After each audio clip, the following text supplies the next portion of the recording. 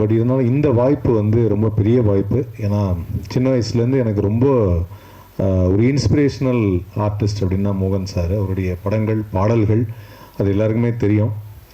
அதில் எங்கள் வீட்டில் வந்து எங்கள் அம்மாலாம் வந்து பெரிய ஃபேன், மோகன் சாரோட பெரிய ஃபேனு.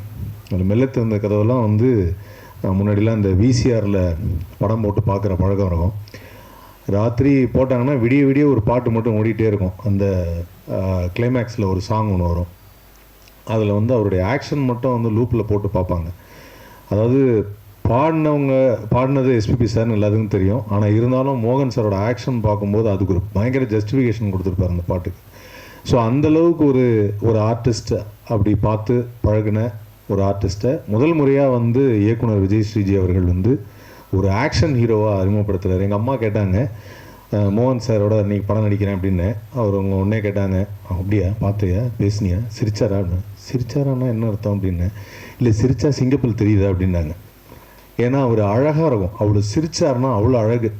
ஸோ அந்த இதை வந்து இன்னமும் ஞாபகம் வச்சுருக்காங்க. ஆனால் இந்த படத்தில் நான் பார்த்த வரைக்கும் மோகன் சார் எங்கேயுமே சிரிக்கலை. ஏன்னா பயங்கர கோவமாகவும் ஆக்ரோஷமாகவும். நானும் அவர்கிட்ட போய் பக்கத்துல டைலாக் பேசும்போதெல்லாம் என்னையே 2 தடவை முறைச்சி தான் பார்த்தாரு. சார் ஷார்ட் முடிஞ்சிருச்சுன்னு அப்பவும் முறைச்சி தான் பார்த்தாரு. ஏன்னா அவர் கேரக்டராகவே கொஞ்சம் வாழ்ந்துட்டார்.